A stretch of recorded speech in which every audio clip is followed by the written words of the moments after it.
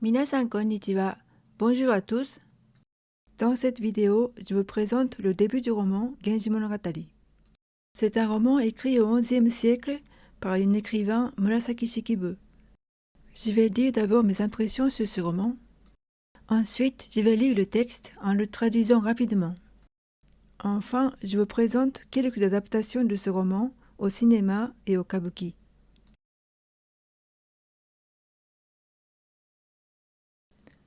Tout d'abord, je vais vous dire mes impressions sur ce roman en tant que simple lecteur du XXIe siècle. Premièrement, les descriptions sont très détaillées. L'auteur écrit jusqu'au type et aux couleurs des papiers utilisés pour les correspondances, ainsi que les plantes sur lesquelles les lettres sont attachées. On peut connaître les styles et les couleurs des vêtements des personnages, même ceux des personnages secondaires, ainsi que les noms de toutes les fleurs et de toutes les plantes des jardins. Cela donne à ce roman un réalisme incroyable. J'imagine que les historiens apprennent beaucoup de choses grâce à ce roman. Deuxièmement, même si ce roman a été écrit il y a très longtemps, je retrouve dans ce livre une sensibilité vive qui est caractéristique chez les Japonais, je pense, à travers la description du monde extérieur ressentie par les personnages. J'aime aussi le côté fantastique du roman. Il y a des mononoke, des esprits qui ont une certaine puissance sur les hommes vivants. Les passages qui décrivent leurs apparitions sont superbes et je les ai adorés. Enfin, c'est une femme qui écrit et les conditions et les sensations des femmes sont traitées sérieusement, même si ce sont surtout les femmes de haute société qui sont décrites. Par contre, sous sa plume, le personnage principal, Hikaru Genji, est assez idéalisé. C'est un homme beau et attentionné qui s'occupe bien de toutes ses maîtresses, même celles qui ne sont pas très belles. Parfois, l'auteur intervient au milieu de l'histoire pour commenter les poèmes des personnages ou pour critiquer les comportements du héros, c'est amusant. Maintenant, on va lire un peu le texte. Genji Monogatari, Kiritsubo. Genji Monogatari. Genji, c'est le nom du personnage principal. Hikaru Genji. Monogatari veut dire récit ou histoire. Donc, Genji Monogatari veut dire l'histoire de Genji. Kiritsubo. Le premier chapitre du roman est intitulé Kiritsubo. Kiritsubo est le nom de l'endroit où vit un personnage qui apparaît dans ce premier chapitre. C'est une concubine impériale. Les nombreuses concubines de l'empereur habitaient dans le palais impérial et on dit que de grandes chambres étaient divisées en plusieurs parties et chaque partie était occupée par une concubine et avait le nom. Chaque concubine impériale était appelée avec le nom de son lieu d'habitation. Kiri est le nom d'un arbre et Tsubo désigne pot ou espace limité. Maintenant, je vais entrer dans le texte. Izure no on toki ni ka, nyogo, koi, amata saburaita maikeru naka ni, ito yangoto naki kiwa ni wa aranu ga, sugurete tokimekita mo arikeri. Maintenant, je vais traduire cette phrase. C'était sous le règne de quel empereur? Parmi beaucoup de concubines impériales qui servaient l'empereur, il y avait une personne qui était particulièrement chérie par l'empereur alors qu'elle n'était pas issue d'une famille de très haut rang. Dès le début de ce roman, on trouve des mots anciens et on se sent à l'époque. Je vais en citer quelques-uns. Yangotonashi est un adjectif qui veut dire distingué et dans ce roman, ce mot est utilisé souvent pour décrire une personne de haut rang. Ce mot n'est plus utilisé dans notre époque, mais quand on voit le ton de l'auteur, on sent que être de haut rang dans la société est très important, même plus important que l'apparence, pour réussir en tant que femme dans la haute société de l'époque. Tokimeku est un verbe qui veut dire réussir en profitant de la tendance de l'époque, ou si c'est pour une femme, ce mot veut dire être chérie par un homme puissant. Le mot tokimeku est utilisé actuellement pour désigner le sentiment d'excitation. Par exemple, lorsqu'on est amoureux de quelqu'un, on utilise ce mot. Mais à l'époque Heian, le sens de ce mot était différent. Enfin, tamau, ou tamo est un mot qu'on ajoute au verbe pour exprimer le respect pour la personne qui fait une action. On trouve 2 fois dans cette phrase saburai tamo, tokimeki tamo. Tamo peut être un verbe et dans ce cas, tamo signifie donner ou recevoir avec respect pour la personne qui donne. Ici, tamau, tamo sert à donner du respect au verbe auquel il est attaché. Pour saburai tamo, le sujet est les concubines impériales et l'auteur exprime son respect envers ces femmes. Pour tokimeki tamo, le sujet est la concubine qui était la favorite de l'empereur et l'auteur exprime son respect envers cette femme. Ce mot tamo, je n'ai pas pu le traduire en français parce que la phrase deviendrait trop longue et explicative. La langue japonaise a beaucoup de mots de respect et pour la plupart, je ne peux pas les traduire quand je mets des sous-titres par exemple aux pièces de théâtre. Mais ce genre d'expression de respect donne une atmosphère spéciale aux œuvres anciennes, atmosphère différente de celle qu'on trouve dans la littérature contemporaine. Tout au début, on trouve le mot ontoki. Ce mot aussi contient du respect. Ce mot signifie ère de l'empereur, avec du respect pour l'empereur. Je vais continuer à lire le texte. はじめより我はと思い上がりたまえる御方々、目覚ましき者に貶め、そねみたもう。同じほど、それより下郎の行為たちは、ましてやすからず。Les dames qui étaient dès le début sûres d'être la favorite de l'empereur, la méprisaient comme personne détestable, et elles étaient jalouses d'elle. Quant aux concubines impériales du même rang qu'elles, et à celles du rang inférieur, leur cœur était encore moins paisible. On voit ici une description détaillée, ce qui est caractéristique de ce roman de Murasaki Shikibu.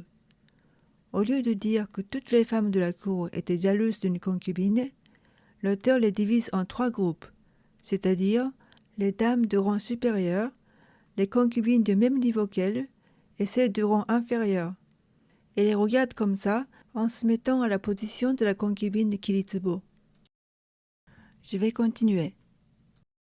朝夕の宮遣いにつけても人の心をのみ動かし恨みを負うつもりにありけん糸厚しくなりゆき物心細げに里がちなるをいよいよ開かず哀れなる者に思うして人のそしりをもはばからせたまわず世の試しにもなりぬべき恩もてなしなり。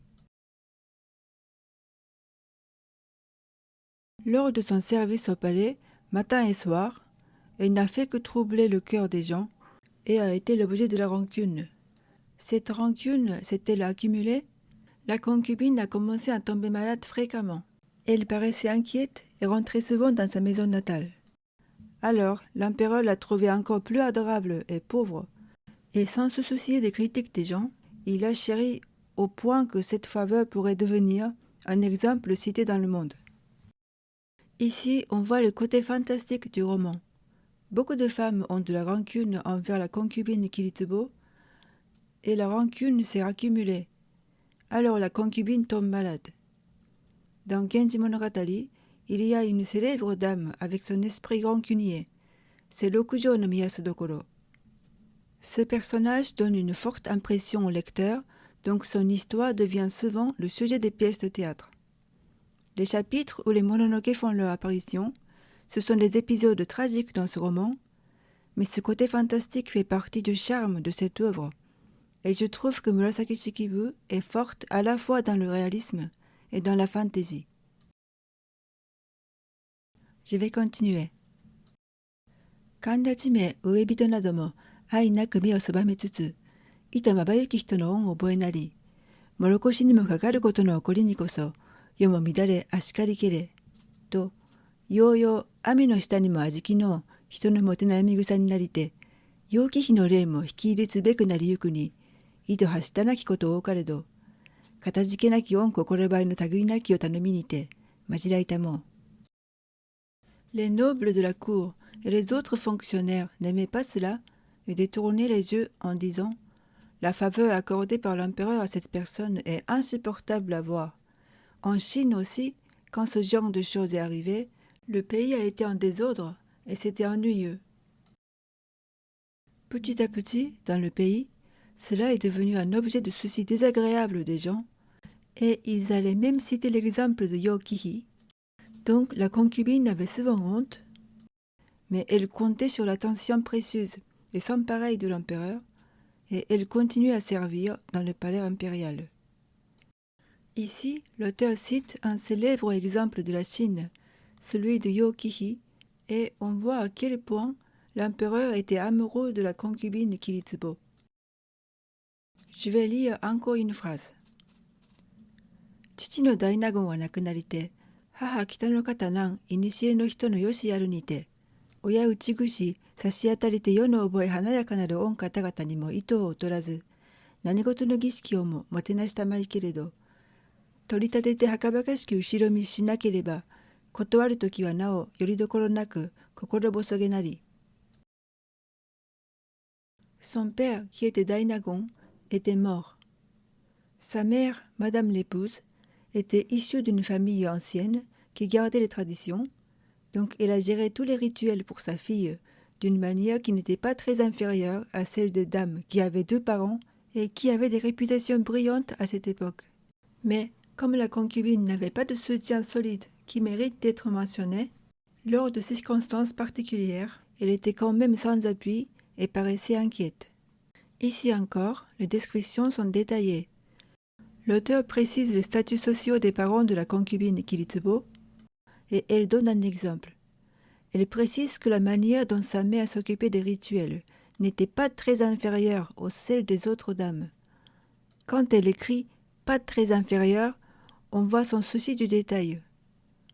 Quand on lit une description comme ça, on a l'impression d'être dans le palais impérial de l'époque.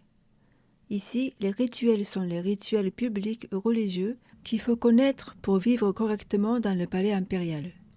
Grâce à sa mère, qui est issue d'une famille ancienne, la concubine Kiritsubo se débrouille plutôt bien sur la formalité, mais elle manque d'un appui puissant. Le roman Genji Monogatari de Murasaki Shikibu nous permet de faire un voyage dans le passé et de vivre une époque ancienne grâce à son réalisme et à son vocabulaire ancien. Ce roman nous impressionne par ses éléments fantastiques aussi. Maintenant, je vais vous présenter comment le début de ce roman a été adapté dans un film. Dans la première scène qui montre le palais impérial, on entend le vent souffler de manière inquiétante, puis on entend un rire d'une femme. L'une des concubines impériales se prépare, aidée par ses servantes. Les femmes bavardent sur la concubine Kiritsubo no Koi, et la concubine qu'on voit ici, tout en se moquant de l'autre, semble inquiète. Plus tard dans le film, on verra que cette femme est la concubine Kokiden no Nyogo, qui joue un rôle important dans le roman. L'une de ses servantes lui dit que Kiritsubo no Koi a été appelée par l'empereur. Kokiden no Nyogo marche dans un long couloir du palais pour barrer le chemin à Kiritsubo no Koi. Kokiden no Nyogo fait la leçon à Kiritsubo no Koi. Elle lui dit aussi une insinuation méchante et des mots méprisants. Le vent continue à souffler et la scène entre de temps en temps dans l'ombre, ce qui lui donne un effet inquiétant. Le travail de caméra, l'éclairage, les sons, les décors réalistes créent une atmosphère inquiétante dans ce début du film et la situation fragile de Kiritsubo no Koi est bien décrite. Maintenant, je vais vous présenter comment le roman a été adapté dans une pièce de théâtre. Au début de cette pièce de kabuki, c'est l'auteur du roman, Murasaki Shikibu, qui lit la première phrase du roman. Ensuite, il résume le début du roman, c'est-à-dire l'histoire d'amour de l'empereur et de Kiritsubo no Koi, la naissance du héros, Hikaru Genji, la mort de Kiritsubo no Koi et le chagrin de l'empereur, et enfin l'arrivée de la nouvelle concubine, la dame Fujitsubo, qui va devenir la favorite de l'empereur. Par rapport au film, la pièce de kabuki est plus proche du public. Murasaki Shikibu elle-même explique avec des mots simples comment elle écrit le roman, en disant qu'elle ne sait pas pourquoi elle continue à écrire, mais qu'elle ne peut pas s'empêcher d'écrire. Puis, elle résume le début du roman, toujours avec des mots simples, mais expressifs. Je pense que c'est une très bonne idée de mettre sur scène l'écrivain Murasaki Shikibu, qui est l'un des écrivains les plus lus dans l'histoire du Japon, mais aussi parce que son roman est comme un témoignage d'une époque, et on sent qu'elle a vu et elle a vécu ce qu'elle a écrit dans son roman. Après l'introduction par l'auteur du roman, des femmes et des hommes apparaissent et bavardent. Je pense que ce sont des projections pour montrer que c'est l'écrivain qui est en train d'écrire ces scènes. Cette scène rappelle le début du roman, mais ici, les femmes parlent de la concubine Fujitsubo qui, après la mort de Kiritsubo no Koi, est devenue la favorite de l'empereur.